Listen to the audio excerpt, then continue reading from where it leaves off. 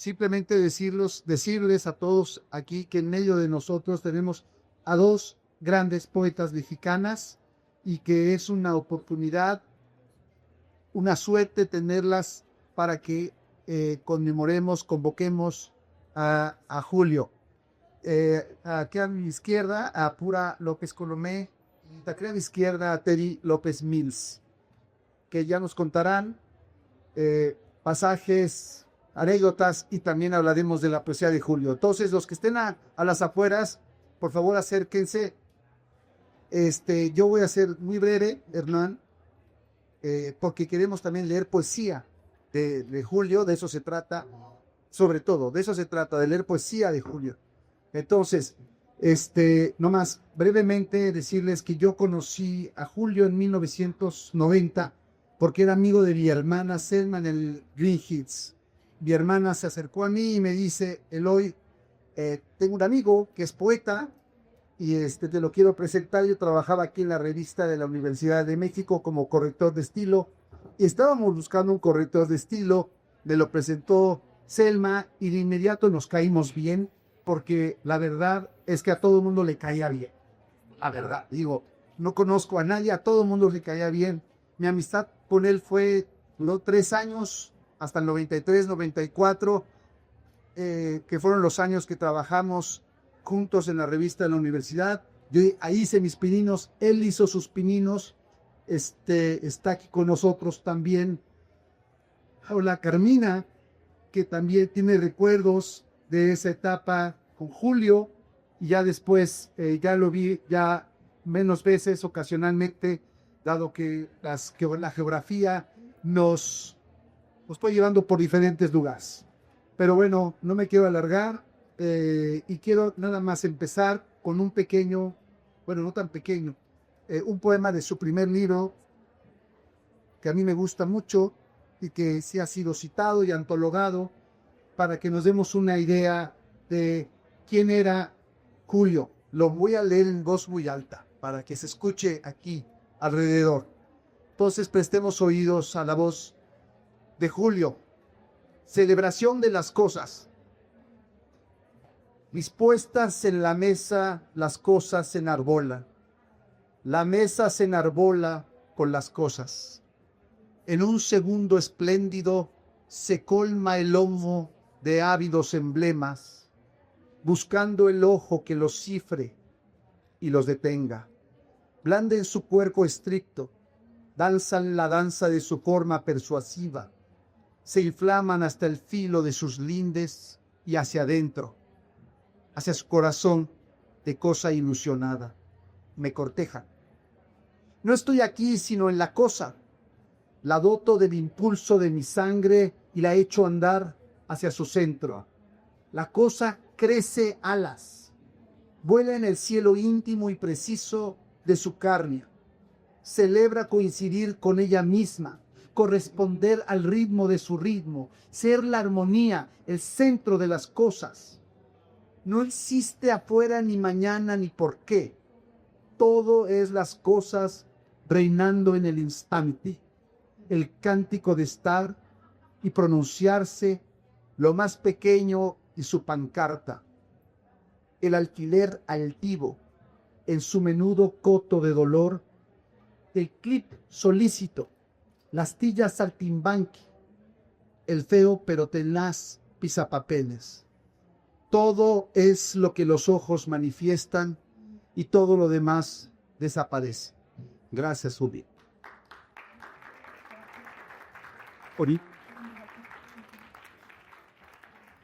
Pues tengan muy buenas tardes. Gracias querido Eloy.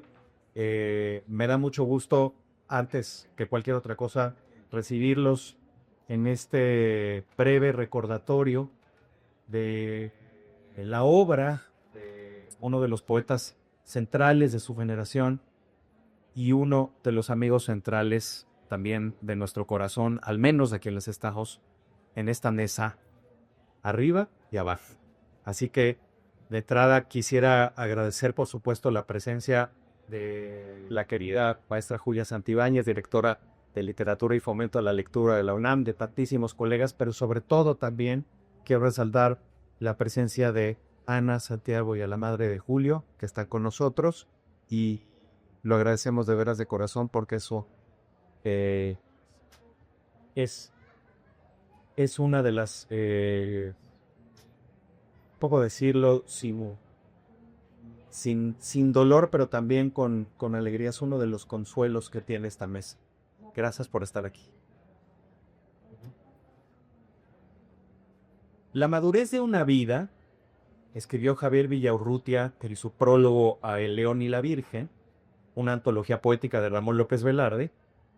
Como la madurez del día no se revela en la hora incierta del atardecer, sino en el momento pleno, cenital y vibrante del mediodía, en que el sol, cumplida ya su trayectoria ascendente, parece detenerse a contemplar, burtando la sombra a seres y cosas, los frutos de su carrera antes de empezar un descenso que es al mismo tiempo un regreso.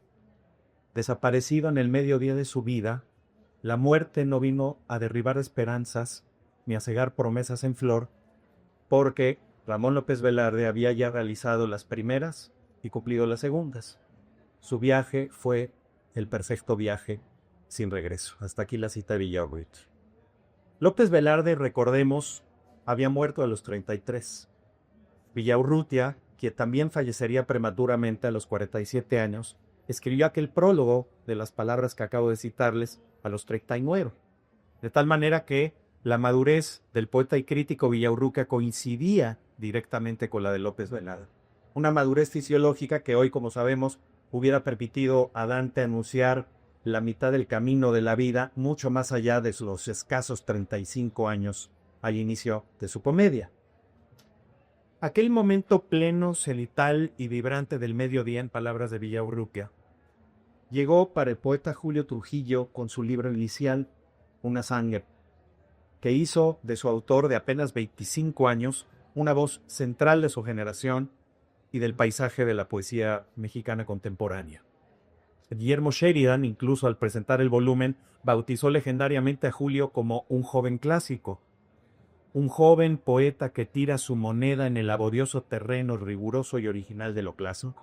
Así que iniciemos esta conversación con nuestras dos extraordinarias invitadas que además han leído y conocido la obra de Julio con una intensidad intelectual notable y gracias a la cual tenemos esta mesa. Y empecemos pues con esos destellos, si quieren, de la obra inicial. También esos destellos pueden ser de las primeras veces que llegaron a conocer a Julio y cómo desde ese primer libro, desde ese primer encuentro que ustedes tuvieron con Trujillo, ya habían visto o pudieron observar los grandes temas, las obsesiones, las tibias, y hay que decirlo como todo gran autor, las fobias también del poeta Julio Trujillo. Me encantaría que comenzáramos en el orden que ustedes deseen. Sí, por favor. Muy buenas tardes a todos. Me da muchísimo gusto estar aquí. Me da mucho gusto ver a Santiago, me da mucho gusto ver a Ana, me da mucho gusto ver a la mamá de Julio. Yo conocí a Julio en 1994, cuando fue mi último año de joven. Fuimos los dos jóvenes creadores del FONCA. Julio ha de haber tenido 25 precisamente, yo tenía 35, y estaba trabajando Una sangre. Ese es el libro que estaba trabajando, que trabajó Julio en ese taller con José Luis Rivas. Entonces, de algún modo me tocó presenciar la gestación de ese libro, y además Julio y yo nos hicimos amigos en ese momento. Y una de las cosas que siempre me asombró estéticamente y moralmente de Julio fue su impecable formalismo. Desde los primeros poemas, Julio ya tenía un oído educadísimo. Se ve en todo el libro de Una sangre alguien que domina la forma a la perfección, domina los temas a la perfección. Es chocante usar la palabra perfección porque solo Dios es perfecto, pero digamos que lo que él quería hacer, lo que él buscaba hacer, lo hizo desde el principio. Y eso es muy asombroso y no suele suceder. Julio tenía los temas, tenía las formas, tenía Además, el oído tenía y lo dice hasta el final, hasta el último libro publicado que se llama Jueves, del cual creo que vamos a leer algunos fragmentos.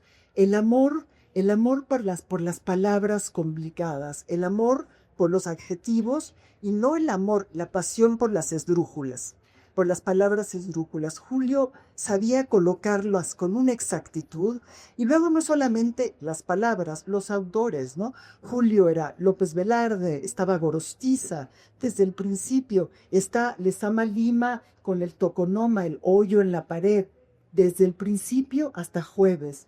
Y yo recuerdo, digamos, esto ya es un dato más personal, Julio y yo establecimos esa amistad en los 3 encuentros del FONCA y recuerdo que una de las grandes diferencias entre Julio y yo fue una diferencia de educación, de actitud y de trato. Espero que no se note en esta breve sesión que yo soy un poco más áspera. Julio era de una educación, una amabilidad. Yo logré pelearme con casi todos en el año de la beca. Julio siempre me decía Teresa. Nunca me dijo Teni, me decía Teresa, Teresa. No, Teresa, por favor. Yo nunca le pude hacer caso, pero aprendí mucho de él, aprendí mucho observándolo, y creo que hasta el final, yo lo vi por última vez en 2018, nos fuimos a comer. Julio mantuvo esa especie de justo medio aristotélico, ¿no? Es muy conmovedor el libro de Jueves, porque es el libro del autodestierro, es el libro de la expiación, es el libro de la autocondena, donde Julio se va a Chacagua, a Nayarit, a decir, heme aquí, ¿qué hice frente a ese mar? ¿Qué hice con mi vida? Y lo dice a lo largo del libro, y les puedo leer un primer fragmento.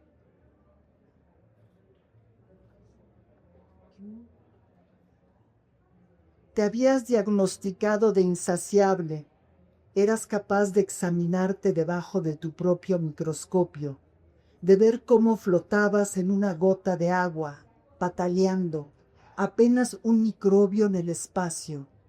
¿Qué se sentía que un trago te diera sed de un trago? Que tu hambre se quitara con más hambre, que un beso te incitara a poseer a toda la mujer. ¿De qué tamaño fue tu frustración cuando perdiste al acostarlo todo?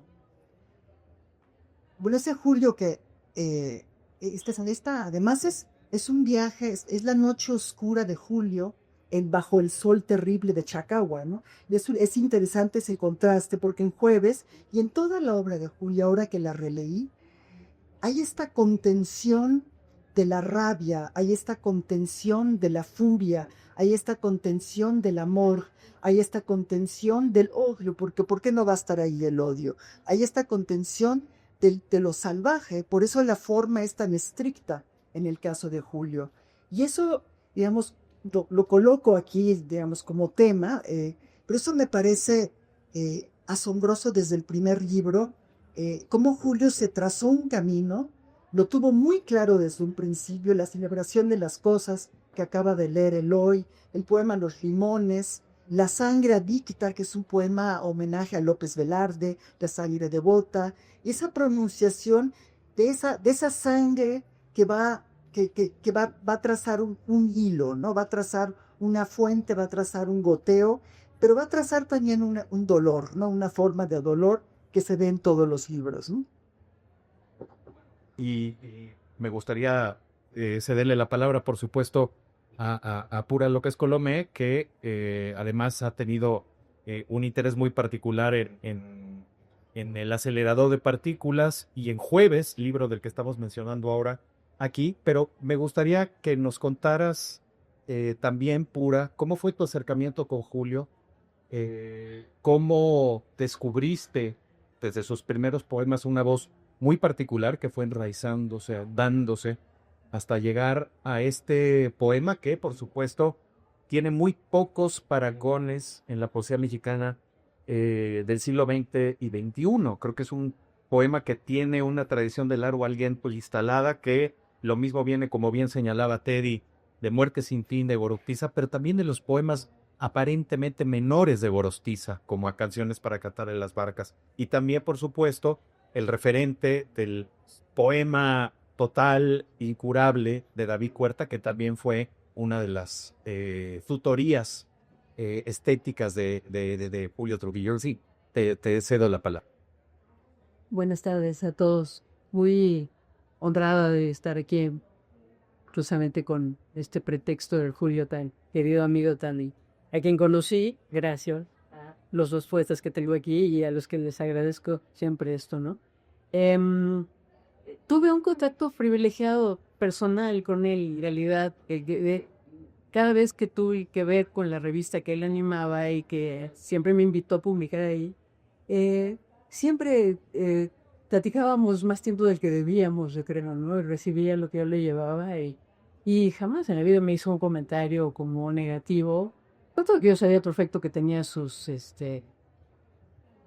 pros y sus contras respecto de lo que yo escribo, pero o sea, alguna vez me lo dijo por escrito, pero nada más, ¿no? Entonces yo preferiría, más allá de ser todo lo caótica que suelo ser en la oralidad, leer un fragmento escribí varias veces acerca de la obra de Julio, sobre todo del acelerador y de Jueves. Como Jueves se está aquí mencionando mucho y no me quiero clavar en eso porque creo que es la parte más dolorosa, ¿no? El acelerador de partículas.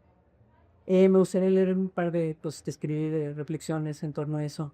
En ese libro, Julio propone al cuerpo humano mismo, con todo lo que lo compone, su intangible e indefinible alma, sus distintos órganos, sistemas, sangre y linfa, 5 sentidos, ideas y emociones, como dispositivo capaz de utilizar campos electromagnéticos para acelerar partículas cargadas.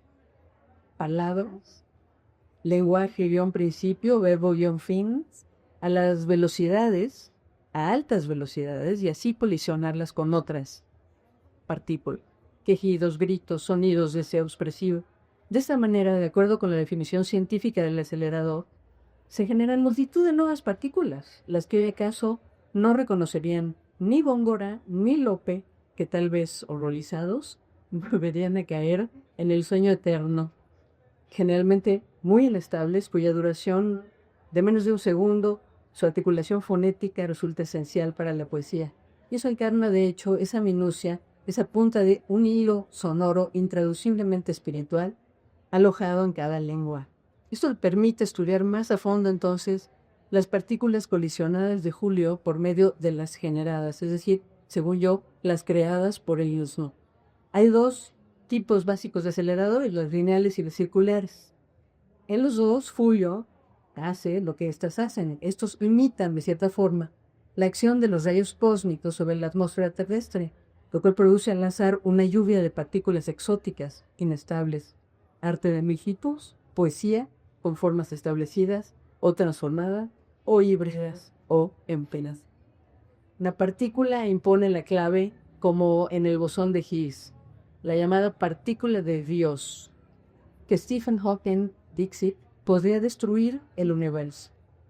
He aquí la enorme paradoja que nos concierne a todos, desde luego a los poetas.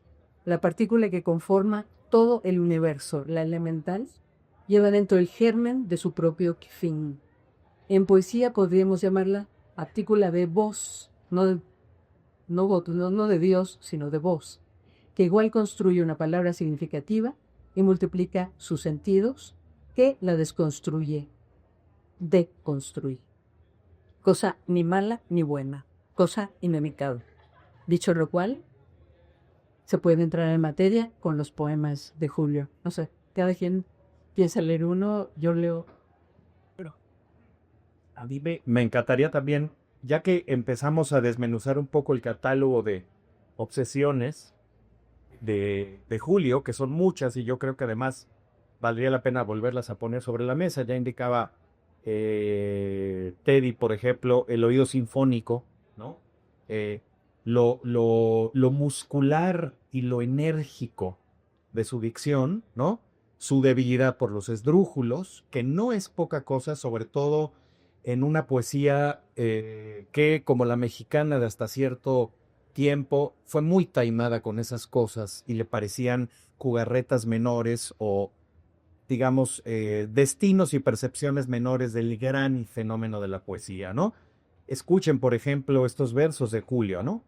Puedes sentir el vértigo en la silla, la velocísima vorágine que eres. Y también, por ejemplo, pensemos en otras obsesiones de Julio, los pronombres, que son más que retórica ancilar, un pivote clave también de su dicción, los deícticos, aquí, allá, aquel, las preposiciones, en fin, todos estos aparentes materiales menores como materias fundamentales primas de sus poemas. Escuche también estos otros versos alusivos a lo antes dicho. Una mafia es nosotros contra yo. O hay un abismo enorme que se abre antes, siempre antes, en el ahí de provocarlo. O di resuena como el címbalo de ti. ¿Qué rasgos, además de estos mencionados, son los que a ustedes dos le siguen embrujando la lectura de Julio? ¿Cuáles son esas particularidades que ustedes además echarían de menos en la poesía mexicana y que Julio ofrece de libro a libro? ¿Qué otras coqueterías, qué otros encantos, qué otros catálogos pudiéramos desmenuzar aquí? Bueno, yo lo que extraño o lo que voy extrañando en la poesía mexicana es la poesía de Julio. O sea, ese es precisamente lo que le va a faltar a la poesía mexicana hasta cierto punto, porque tenemos, la poesía mexicana ya tiene a Julio Trujillo, ¿no? Y creo que fue muy impresionante porque fue una irrupción. Yo estuve en la presentación de Una Sangre y recuerdo cuando Guillermo Sheridan pronunció esas famosas palabras de ha nacido un joven clásico. Y a todos nos perturbó mucho porque, ¿qué hace? Yo creo que incluso Julio estaba perturbado porque eso lo colocó en un lugar muy delicado, ¿no? Muy, muy delicado. Porque, ¿qué puede hacer un joven clásico después de que lo nombran joven clásico? Tan por sí, o sea, porque además era una gran responsabilidad. Pero es cierto que Julio, y esa es una cosa muy interesante de Julio, decidió vincularse con la tradición de una manera muy particular en ese momento de la poesía mexicana, en que se estaba más bien desvinculando de la tradición. Y Julio lo que hizo con su poesía es más bien vincularse, pero por fuera, por otro lado, ¿no? Ahora que leías los poemas y hablabas de los pronombres, por ejemplo, y ahora que he estado leyendo a Julio, me impresiona la presencia del cuerpo en su poesía, de su propio cuerpo. En ese sentido, es un yo atrapado en el cuerpo.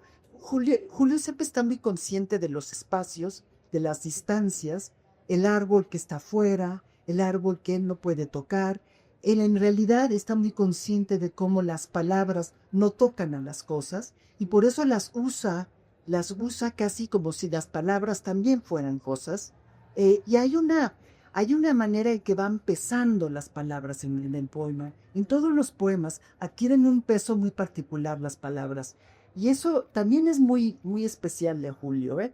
Como no es palabrería, sino las va poniendo y en el poema son como piedras. Incluso él tiene varios poemas sobre piedras. Tiene uno muy especial, creo que es en Una Sangre, o en El perro de Kudelka, donde habla de la piedra y la roca, ¿no? La diferencia entre la piedra y la roca. Entonces Julio estaba muy consciente de esos matices que no necesariamente se ven, y no cejó, digamos, no a la hora de que me dijo Sheridan, eres un joven clásico, Julio no dijo, caramba, ¿y ahora qué voy a hacer con mi poesía? Sino que siguió ese camino que había visto desde el primer libro, que había trazado en Una Sangre, y no sé en qué consistía el clasicismo de Sheridan, salvo en esa referencia a la tradición como un compromiso muy fuerte, ¿no? El mismo que planteó Eliot también, ¿no?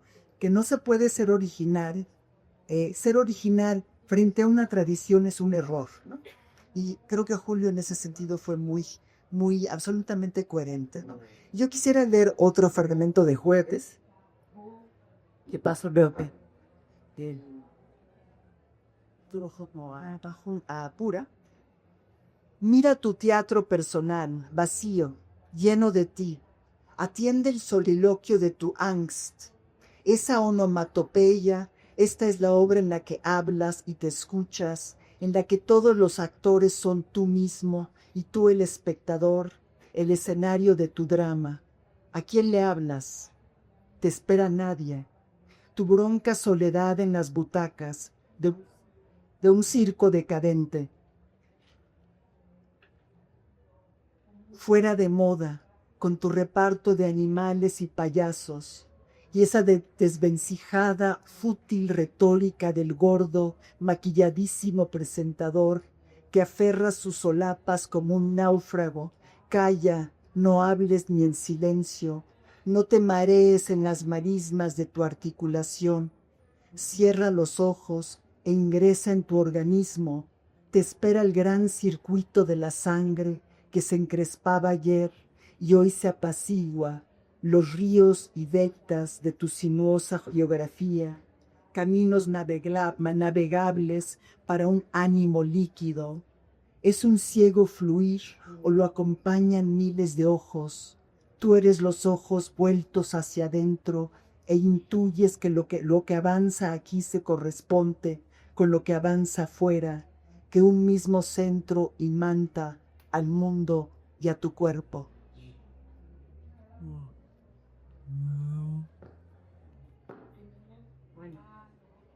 ¿Qué se puede decir después de esto?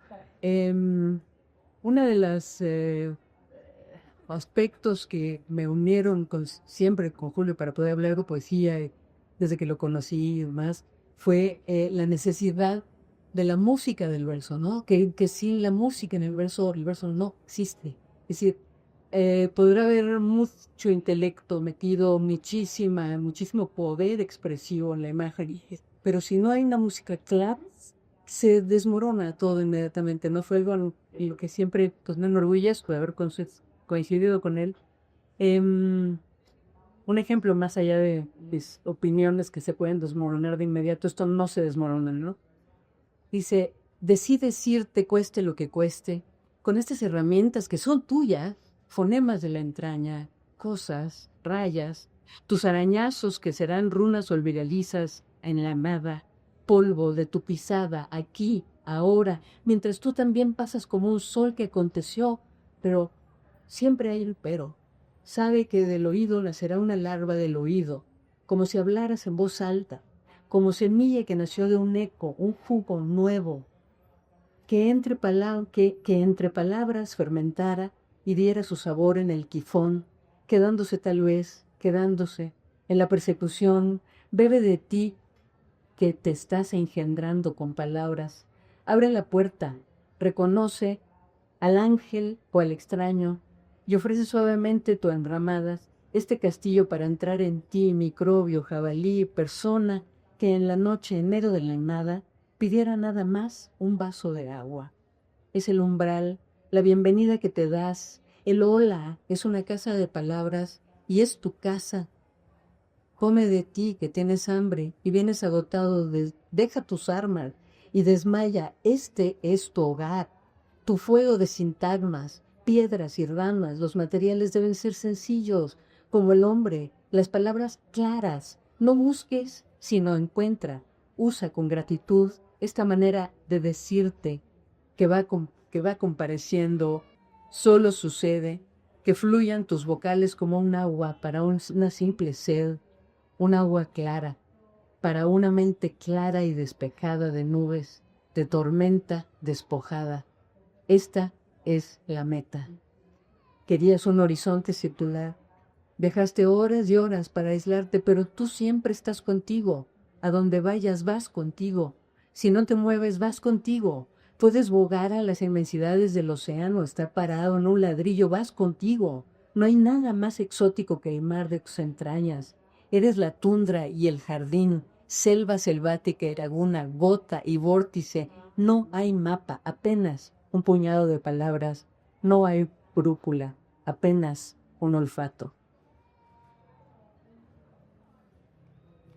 Acaba de leer Spyware.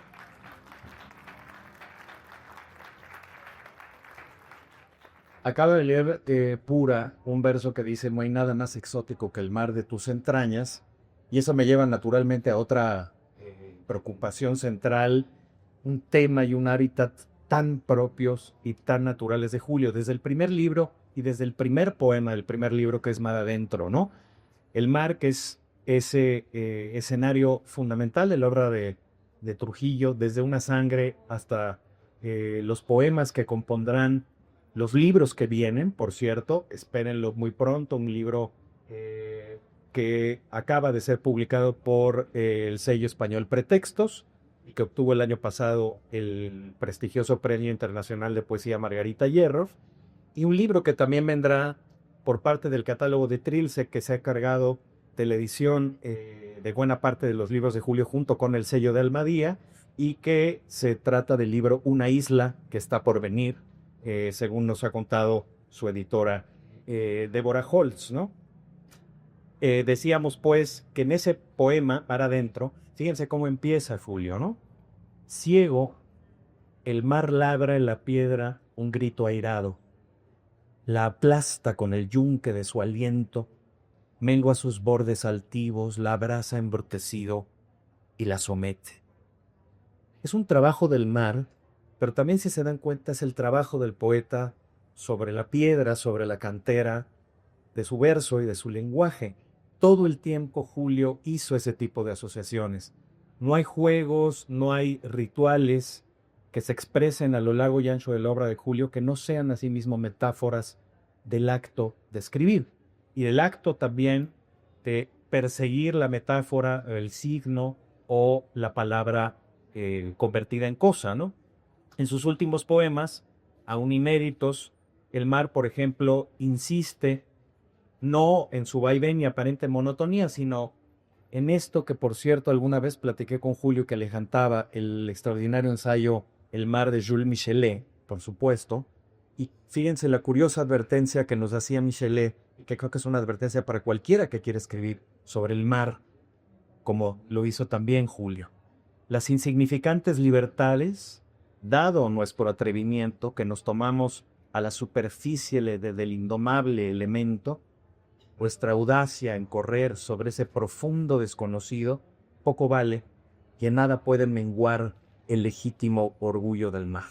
Bueno, yo creo que Julio se acercó, quiso acercarse a cantar eso imposible, y lo hizo de principio a fin, pero me encantaría que abordáramos esto, porque no es tan común un espacio, un hábitat tan claro, tan nítido como el mar en los poemas de Julio Dompido. Bueno, yo creo retomar, esto no es otra anécdota personal, pero finalmente esto es muy personal, porque Julio era fue un amigo y una presencia muy importante en mi vida, creo que en la vida de los que estamos aquí. Y ahora que hablaba Pura del oído, recuerdo que una de las últimas veces que vi a Julio y que lo vi a lo largo de varios días, Julio me decía: ¿qué onda con tu oído, Teresa? ¿Qué le pasa con tu oído? ¿Por qué no le agarro la onda a tu oído, Teresa? Ese refería al oído en mis poemas. Yo le decía: es que no entiendo a qué te refieres. Y ahora que he leído, yo además no lo para nada, o sea, entendí perfectamente bien a qué se refería en el sentido de que el formalismo, ¿no? De la muy estricta educación de Julio dentro de una poesía, digamos, leída con muchísimo cuidado, y mi falta de disciplina, también como una forma de poética, pero finalmente frente a la suya tenía algo de irreverencia, ¿no? Y sí me preguntaba: quiero entender eso, mi Dotelli, quiero entenderlo. Y nunca nos pusimos de acuerdo, pero ahora que he estado tratando de leer en voz alta jueves, es impresionante, pero eso es un solo poema, ¿eh? O sea, no son vagos poemas, es un poema largo, es lo que llaman, me choca esa expresión porque me parece cursi, un poema de largo aliento, pero es un poema de largo aliento, es muy difícil de leer porque lo maneja a la perfección Julio, pero ahora que lo he leído en voz alta, me doy cuenta de los quiebres impresionantes que hace, y puedes decir, si queremos, digamos, extremar la metáfora marítima, se mueve como el mar, se mueve como si fuera un mar, además, un mar muy difícil, no una especie como de par, como ollitas, no, un mar realmente difícil que te va a someter además a un sacrificio personal enorme. Y el jueves está este sacrificio personal enorme. Y se llama jueves también por Robinson Crusoe, ¿no? Es el jueves de amor, es el salvaje, ¿no? Es Julio que dice, me voy a ir, voy a estar con el mar, que además ese autoexilio ha de haber sido tremendo. A mí me impresiona que alguien se aísle para sufrir, que alguien se aísle para pensar. Yo no lo podría hacer, Julio lo hizo y produjo algo extraordinario. Les voy a leer otro fragmento más.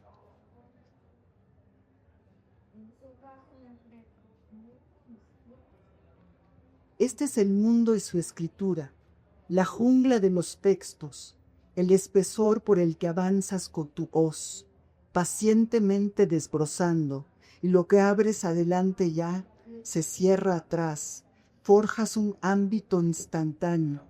Tu espacio es el estar aquí y ahora, burbuja del momento, espléndido epicentro en el que vas, giran las aspas del ventilador, estás guardado porque el día que te interpela sin parar está nublado, casi frío, y tú quieres el pan que el sol reparte, tienes hambre de calor, como si te escucharas sale el sol, y tú sales también de entre las sombras, reptiliano, al sentir esa mano y sus 1000 dedos. Hay un perro, siempre hay un perro, una mirada fidelísima que aspira a ser espejo. Hay una lengua que jadea como el momento, como lamer la cara de un segundo, como la mar que abraza con delicia al mundo. Un perro y 4 pájaros, 10 moscas redondeando los mismos 3 veleros de tus manos. Hay una súbita caricia y una feliz felicidad que fácil serjetiva, preñez del círculo alcanzándose, como si tú también reconocieras los ojos de tus ojos, tu mirar de perro echado, acomodando su volumen sobre esta arena generosa que también se amolda al nerviosismo de tus pies. ¿Por qué si digo piedra los goznes de las letras se entumecen? Piedra. Y un azote de cal seca mi lengua, los versos se amurallan en sus nichos, necios, amedrentados por lo férreo y su totético candado. Roca, y se sujetan las palabras más aéreas, no me desollan por su buena educación, no abren las alas por temor a disiparse y no ser lo que son, y después, ¿qué? ¿Qué? Tal vez los goznes giren si arengamos al aceite, si el lúbrico resbala hasta la roca y la unge un ósculo en sus labios agrietados, un óleo veleidoso que corrompa los estatutos de la piedra puntana. Sí, por un desliz valiente que se abran las palabras. Un arrecife de moluscos no es tan arduo, es un gozne jovial, una cintura sublevada tan girando. Piedra, definitiva, flor, planeta inadvertido, ven a mojar tus labios en mis vocablos húmedos. Te ofrendo quirios, anegándose un indumento de lama y miles de algas, agua. Oye sus sílabas fluviales, agua, o estas esponjadas, moho.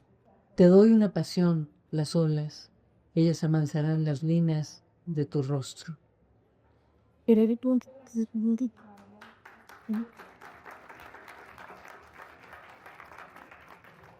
Pues nos estamos acercando al final de este homenaje.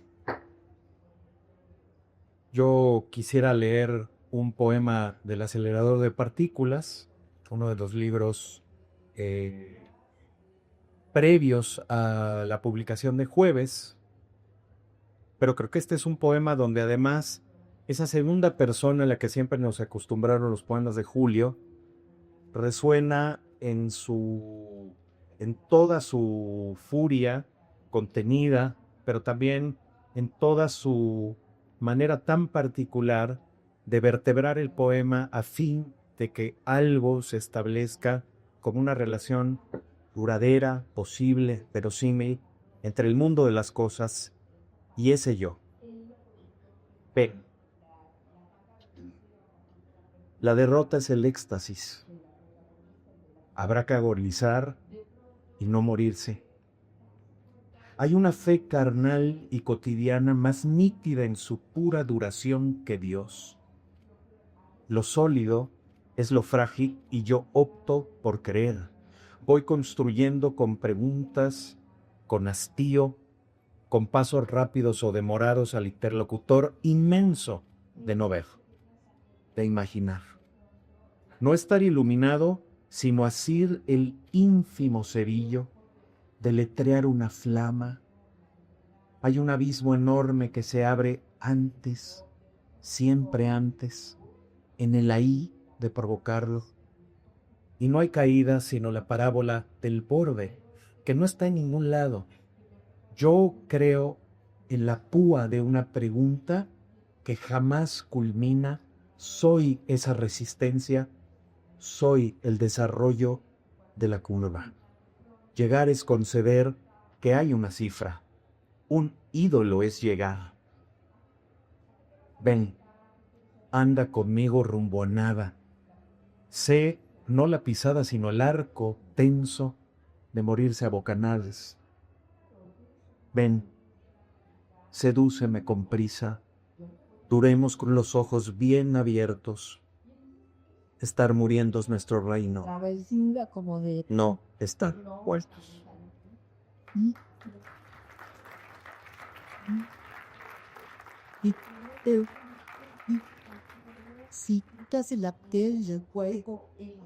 Quiero leerle un poema muy breve de Julio.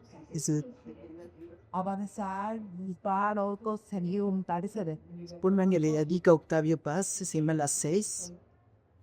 A través de los vidrios y la tibieza empolvada que los viste, la luz horizontal se filtra con la modestia anaranjada y vespertina de la declinación.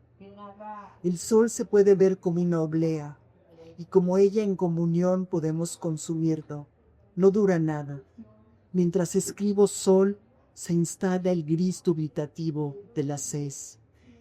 Creo que una de las características, de los muchos rasgos que eran y atractivos de Julio, era esa modestia frente al mundo, no solamente frente a las personas.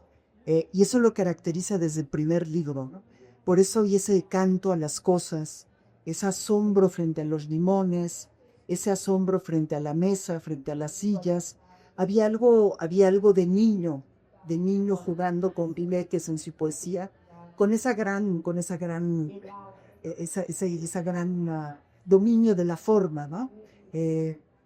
Entonces, bueno, ¿qué se puede decir?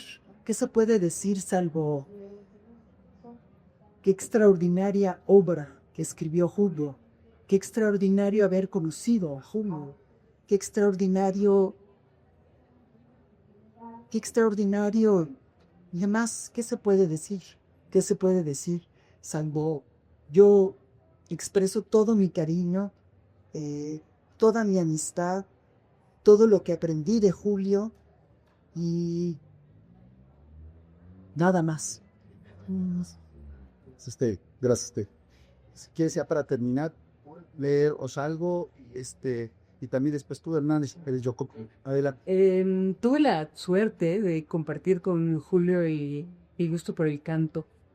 Y siempre le celebré la voz, o sea, maravillosa, y siempre el cojotea que se metiera un coro porque yo estoy un coro, y porque sé lo que es cantar con otros. Cuando uno tiene inseguridad respecto de la propia voz, o que no he tenido la más millonada, ¿no? La musicalidad de su poesía prueba el poder de su voz, ¿no? Bueno, y siempre lo pensé. Voy a leer un poema de él que se llama Casa con Z, que tiene un epígrafe de Tachus que dice: For the one path of my flight is direct through the phones of the living. El ojo puesto en la escama plateada bajo el sol del mediodía, nerviosa porque sí, de una absoluta nitidez bajo la doble lupa del mar y de la vista del pelícano. Fija en el pez, el ave abre las alas, planea en círculos concéntricos carnívoros, obsesos e imantados por la frágil inocencia. El orbe gira tombo con el ave, así hipnotizado en el espiral de aquella voluntad, de aquel propósito perfecto y sin moral. Es el momento de la caza que ahora se suspende. Allá, en la cumbre de su altura, el ave se congela majestuosa, las alas extendidas en un tiempo que finge no pasar, solo un segundo que fractura el paso de las eras, una instantánea de quietud en pleno vuelo. Y el tiempo se desata de repente con el pelícano que cae a plomo, un proyectil plegado en sí, una ráfaga que ya antes de atrapar la carne blanca, la ha pescado en su mente, el pez, que a su vez caza pececillos mínimos, habita una mirilla que lo centra de la que no escaparás. Ha sido sentenciado desde cuándo, que me sorprenda a mí la muerte como a él, certera y súbita en la luz de un mediodía sin sombras, mientras hago lo mío.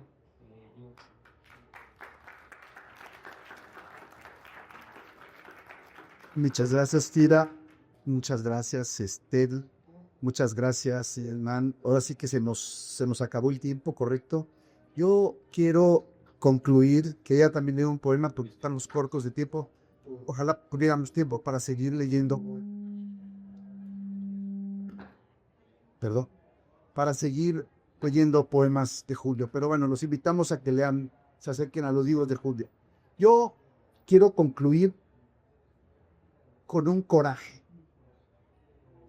Y tengo coraje porque, ya les dije, conocí a Julio en el 90 y le perdí la vista en el 93, realmente.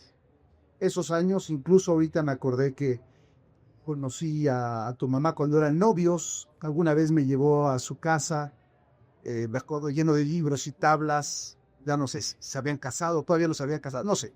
Todo esto es hace tantos años, fuimos muy amigos en esa época, era muy amigo de mi hermana.